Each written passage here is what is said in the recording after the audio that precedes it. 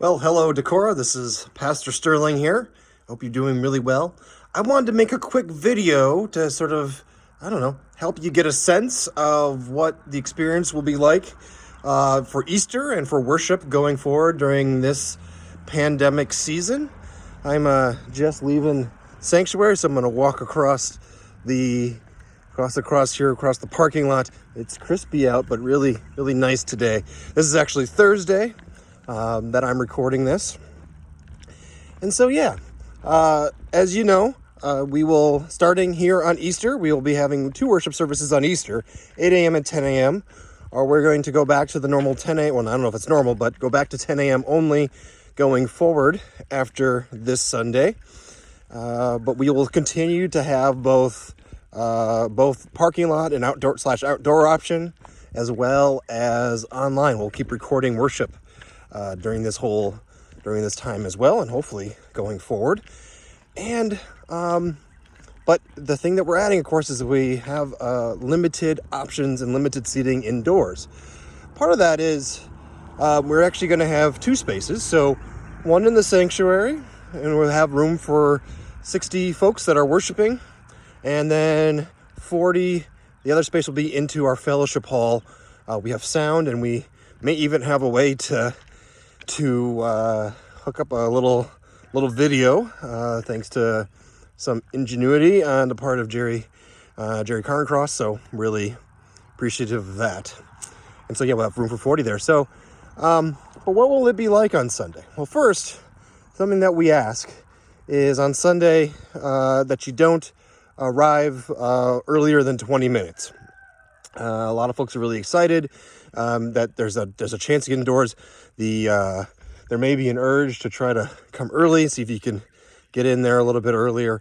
The reality is we won't be ready or set up. The parking lot won't be set up for folks. The indoors won't be set up that early until about 20 minutes before. Okay, and that will be really helpful for our ushers and the like. So I'm out here at the driveway. So what will happen is you'll pull in. One of the ushers will approach you in your vehicle, give you the bulletin for the day, and ask you if you intend to worship indoors or if you're planning on staying out in the parking lot. If you are going to stay on the parking lot, super easy. What they're also going to do is at that moment give you the communion elements and even make sure that you know, with a word similar to, this is the body and blood of Jesus given for you, some words similar to that, so that you know. You don't need to, or maybe you want to wait to commune until we do that as part of the worship service, but you will have the elements there.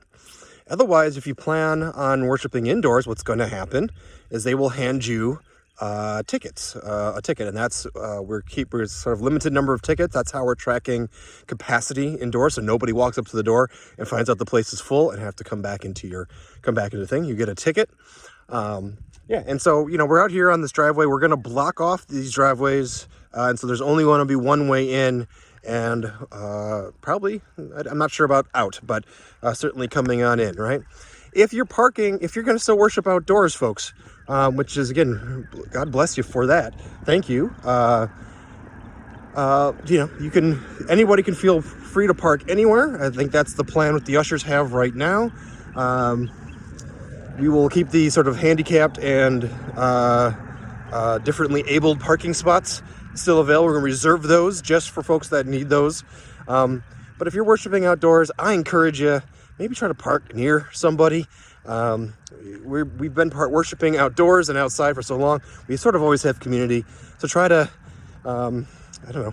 try to keep that community.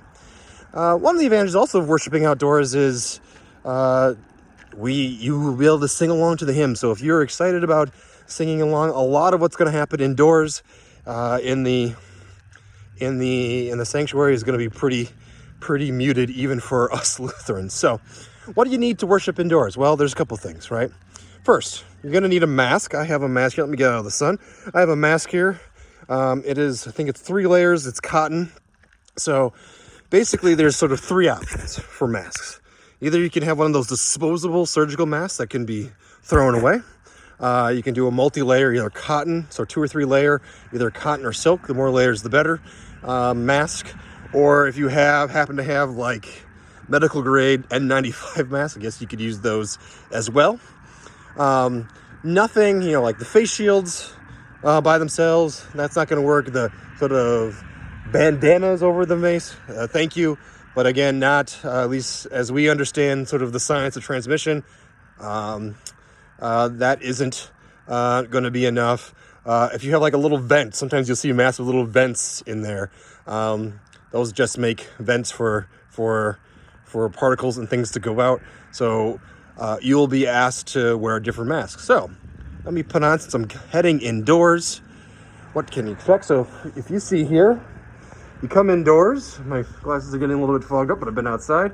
As you see, we're going to have a fan blowing fresh air in. That's part of our precautions. You sort of see this table here, and this is what you're going to be asked to do. So first, with these thermometers, and we're going to check temperatures. If you have a temperature, I think it's 100.4 is the limit. If you have that temperature, we're going to ask you to worship in your vehicle. We're really sorry. That's again for safety.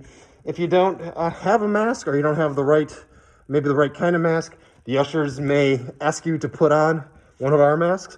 Please, these are volunteers and folks that are just trying to do something. So please listen to that. And then we will ask you, we have these sanitation stations here, and you can, go ahead, put your hand under there and sanitize your hand. We have them on both sides of the room. Before you sit down, ushers will actually usher you to seats. And this is our sanctuary right now. It looks a little sparse, I know, a little dark, but it is Monday, Thursday, so we have stripped the altar and stripped our sanctuary of decorations, but you can tell it looks a little different. There's taped off pews. You see some pews here with numbers on them. Those are the maximum number of folks that can sit at a pew. You will be ushered to a seat by an usher and asked to sit down. A couple things. If you can, please stay seated in your seat. Please don't move around.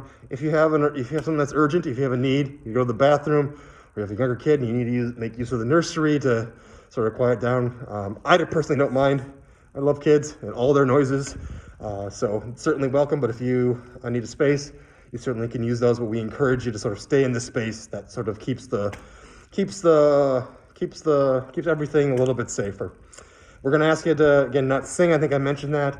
Up here on the balcony, I think you can, let me see, I'm not an expert. You can see some plastic that's been put up there. So we have stations. So we're going to, on Easter, and Carn Cross will be on the organ. Sharon will be on the piano. And Kyle, I believe, will be singing back up. And so they're the only ones that will be singing our hymns. I know that, I don't know, that probably doesn't feel the same. But again, that's a safety thing. The exception, though, is we do, if you feel moved, we certainly encourage you to hum to yourself. That is certainly okay if you really like the tune. And that you stay seated. Also, I think I mentioned that you stay seated in your seats where we put you now.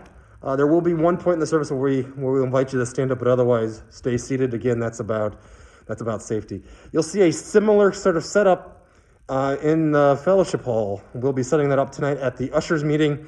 So a similar sort of station, checking things, all this kind of stuff. It's the same process no matter which two spaces that you're going to be in. At the end of worship, if you're indoors here, you'll see that we have moved. You'll notice on Sunday that we will have moved the sort of the communion element, the meal element of this to the very end of the service, which is a little bit different, right? And that is okay. And so we will do that. We'll remind ourselves of the story of what happened on that night that our Lord was betrayed, and the like. And then at the end of that part of the worship, ushers will dismiss you by rows. And what you'll do is I'm going to walk back. You'll come back here, and ushers will be waiting for you here, and they will have the communion elements, and they will provide those for you. Again, with words similar to, this is the body and blood of Christ given for you. And you can take those. If you don't want communion, that's okay. You can maybe make a signal to maybe cross your arms or some other way if there's a child that isn't communing, and the ushers can do a blessing as well, and that is great. And you'll exit We'll also have a receptacle probably out here for offerings, and you could just sort of drop those in. Those that are worshiping out here in the parking lot, the outdoor ushers will also be out here to collect offerings as well in their nets if you miss the door, if you're worshiping out in the parking lot.